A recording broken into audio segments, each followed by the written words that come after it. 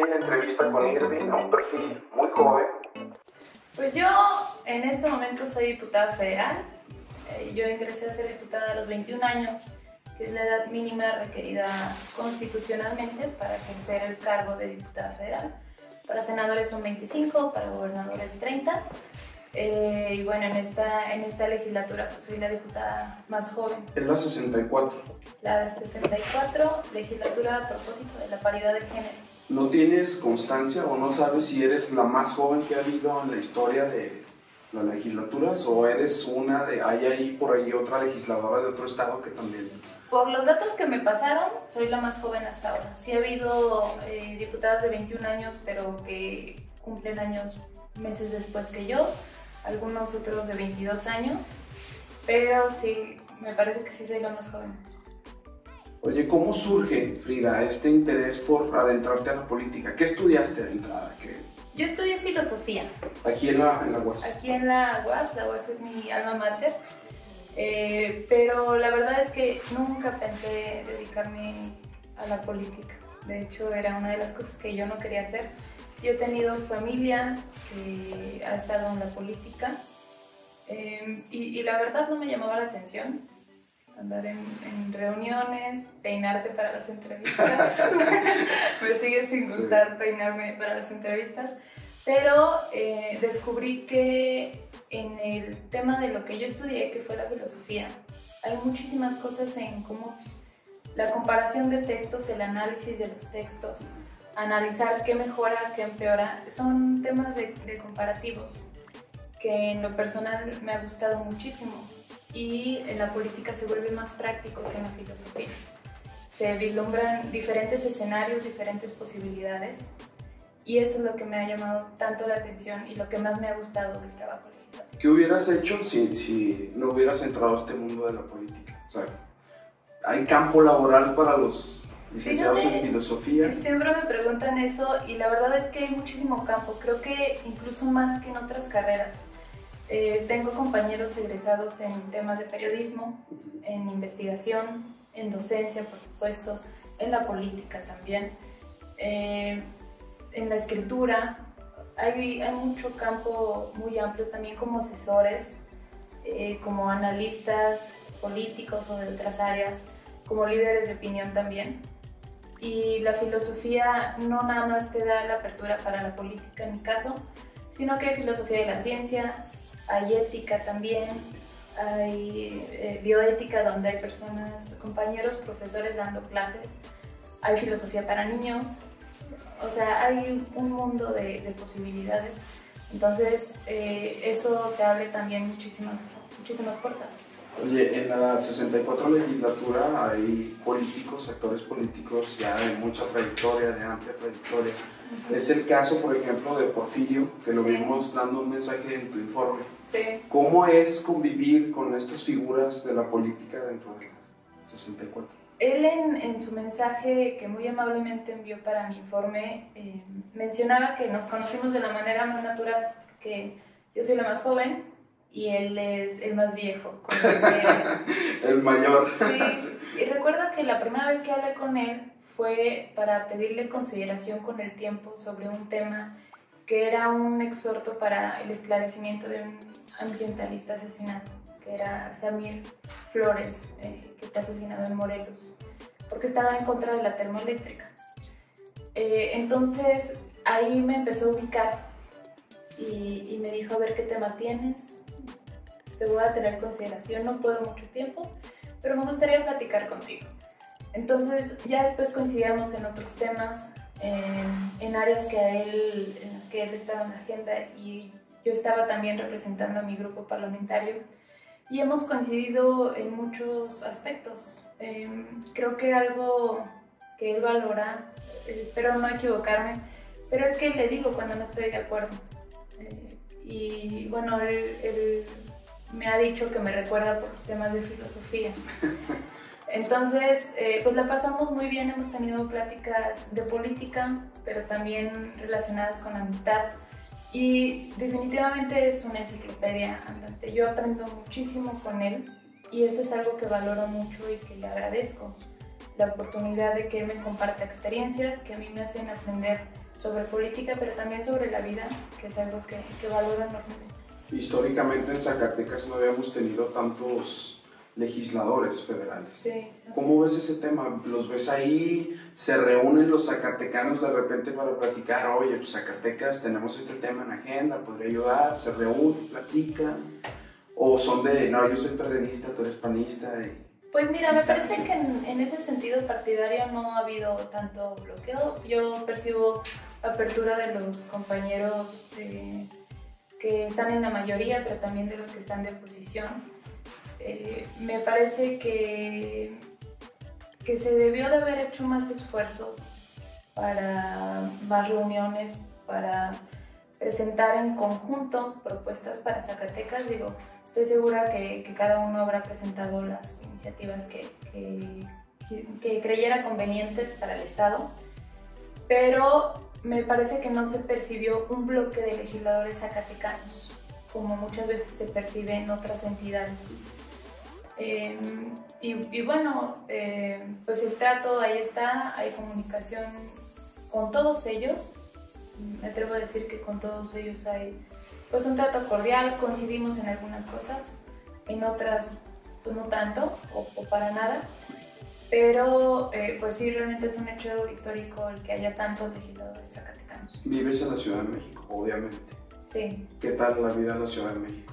La verdad, a mí me daba un poco de temor no acostumbrarme a estar por allá, sobre todo por la diferencia entre la vida aquí en Zacatecas y en Ciudad de México. ¿Aquí en Zacatecas vives aquí en Zacatecas o vives en un municipio? No, yo vivo aquí en la capital, pero obviamente el ritmo de vida pues era muy diferente. Yo me fui de aquí siendo estudiante todavía, entonces mi rutina era muy diferente, era despertarse 6:30, se me hacía tarde, para ir a clases a biología, luego bajar a filosofía, luego al centro de idiomas, regresarme a veces caminando, ya cuando me cansaba tomaba el camión.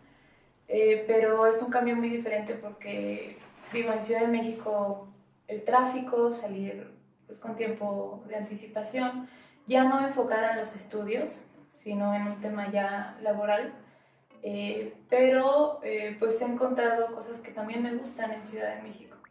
¿Qué haces cuando acabas tu rutina, tu jornada en la legislatura? Dormir. Sí, se avientan a veces unas jornadas de toda la noche. Sí, la verdad es que ya me estoy dando cuenta que las desveladas ya me cobran. Antes no, pero ahora ya. Entonces agradezco cuando se puede dormir. Pero me gusta mucho leer, sobre todo literatura. Ya no temas de trabajo ni de la escuela, textos académicos, sino literatura por placer. Y las series en Netflix, que también me... ¿Cuáles recomiendas? ¿Qué serie Gambito de Dama. Creo que se está volviendo... Sí, creo que fácil va para ser mi serie favorita. Llevan como 3 veces que repito algunos capítulos, pero es muy buena serie. Creo que habla mucho de los temas diferentes que se consideran o que no se tratan tanto como es el ajedrez, pero también vislumbro temas de feminismo, de luchar contra adicciones, contra problemas personales, con la pérdida de seres queridos, y me parecen muy importante esos temas que trata esa serie. Me ha gustado mucho también. ¿Qué tal de redes sociales?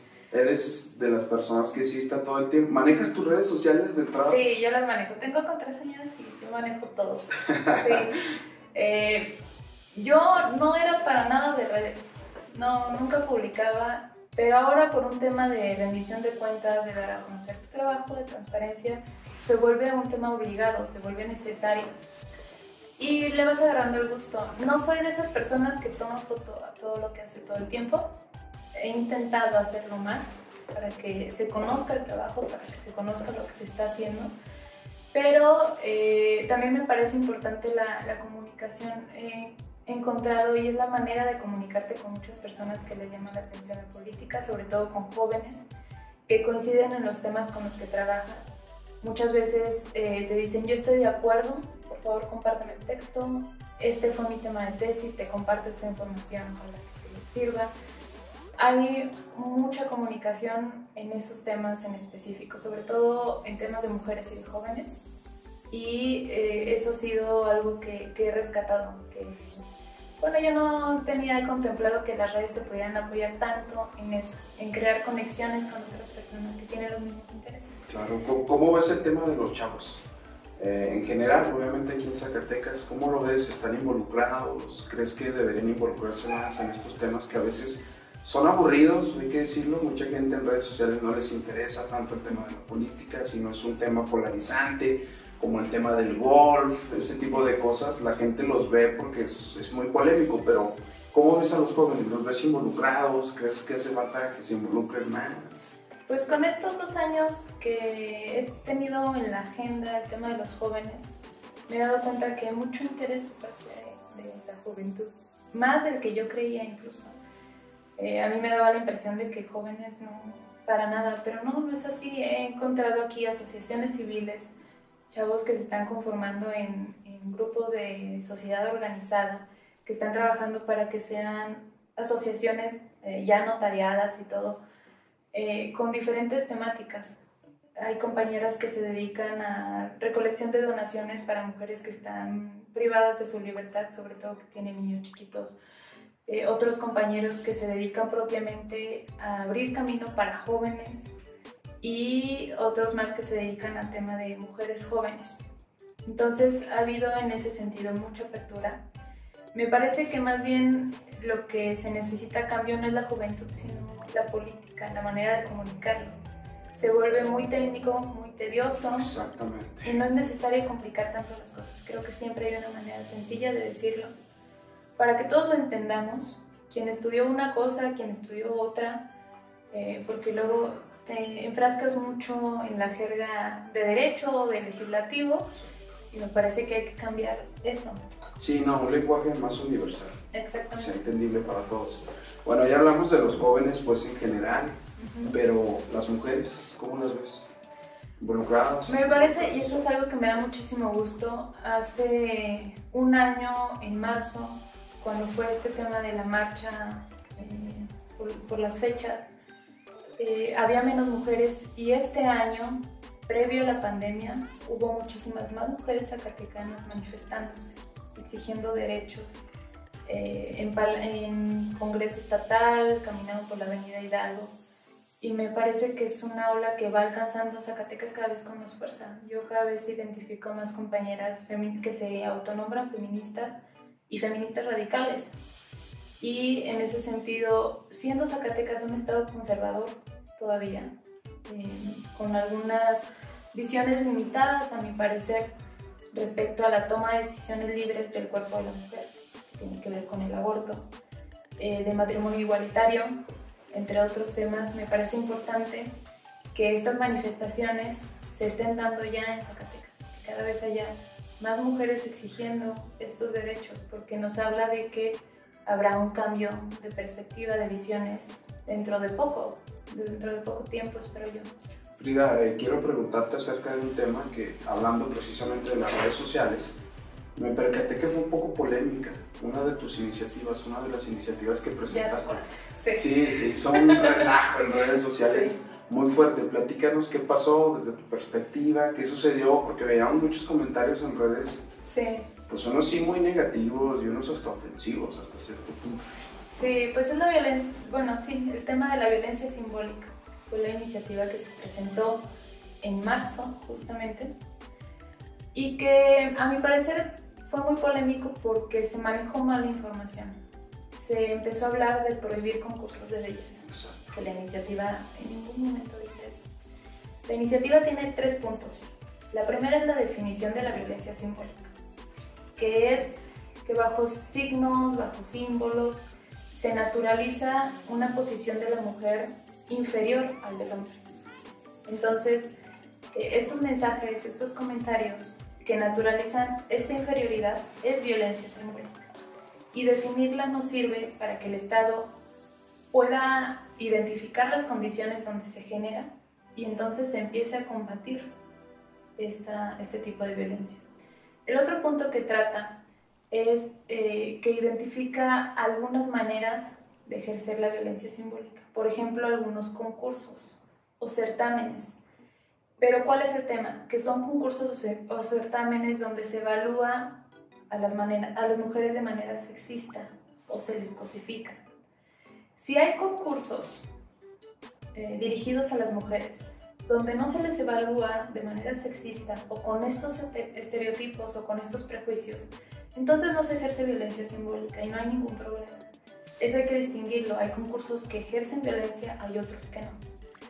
Y el tercer punto es que el Estado, en un mensaje de congruencia para combatir estas violencias, pues no puede patrocinar este tipo de certámenes o de concursos donde se cosifica a las mujeres. ¿Cuál es la solución si se quiere seguir recibiendo patrocinio de parte del Estado? Pues no ejercer violencia simbólica y no evaluar a las mujeres de manera sexista. Eso es todo, no se prohíbe en ningún momento los certámenes.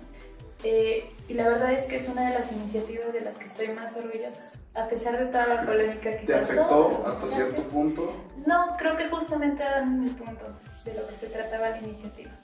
El reducir a las mujeres a que, o sea, a mí no me bajaban de frustrada porque me intentaron que participe en un concurso de belleza de Tabasco y creo que otro de Zacatecas. Entonces, como supuestamente perdí, ya quería eliminarlos. Pero me parece que eso es el mensaje que se estaba queriendo demostrar con la iniciativa. Que a las mujeres se les busca un pretexto, un motivo para que estén frustradas. No es, o no se interpretó como que yo había estudiado el tema, o que hay antecedentes de ese tipo de legislación en otros países, sino que mi motivación era la frustración personal. Porque se asume que las mujeres entonces no podemos distinguir de nuestros sentimientos, emociones, motivos personales a temas y argumentos racionales o motivos técnicos.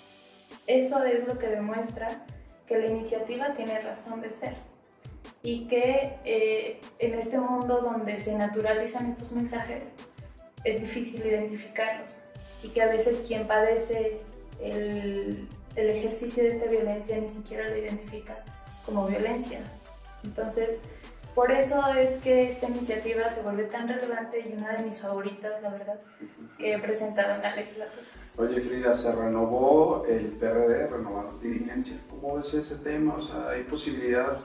¿Cómo ves a la nueva persona que está encabezando el partido? ¿Va a haber más apertura para los jóvenes? ¿Lo ves con ese sentido? ¿O va a ser un poco más la continuidad, pues, de lo que se había hecho ya en el PRD? El PRD ha tenido su proceso de renovación ya desde hace un buen rato. Primero tuvo una dirección nacional extraordinaria con 5 integrantes en la dirección que fungían en el papel de presidente. Y me parece importante que este proceso se llevó en todos los estados, en todos los comités municipales, estatales, nacionales, que se implementó este tema de la paridad de género en todos ellos, de manera horizontal y vertical, que se le dio apertura a muchos jóvenes. A mí el ejemplo que más me gusta es en Guanajuato, donde todos son jóvenes. El presidente tiene 30 años, en la secretaría hay una chica de 21 años, de 23, 24, y son secretarías de temas de partidos, de elecciones, o sea, son sustanciales, porque normalmente se relegaba secretarías de derechos o de temas más bien que el partido consideraba importantes. Exactamente.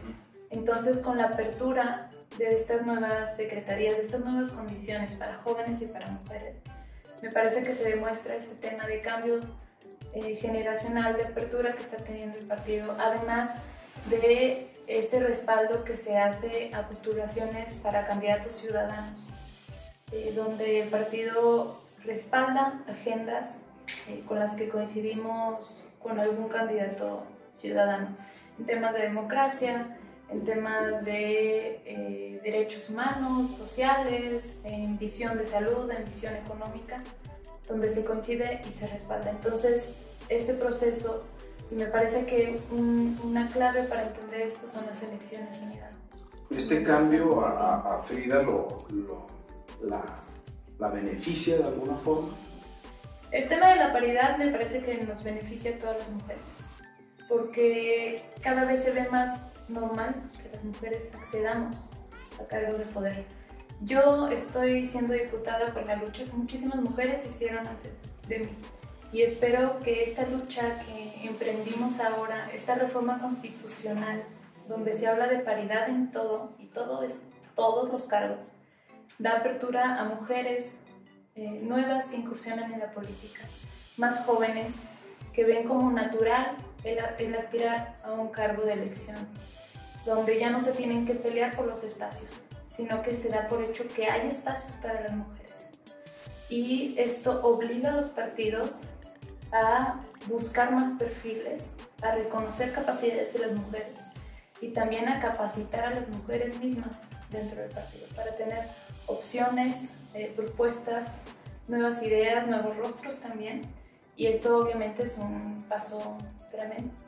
Perfecto, Frida. ¿Ya fuiste a ver las luces del centro? No, todavía no. Vi cuando las estaban instalando hace unas semanas, pero estamos en semáforo rojo, no salgan si no es necesario, por favor. Hay que salir si no es necesario. Frida, pues muchas gracias por acompañarnos a esta entrevista. Muchísimas gracias.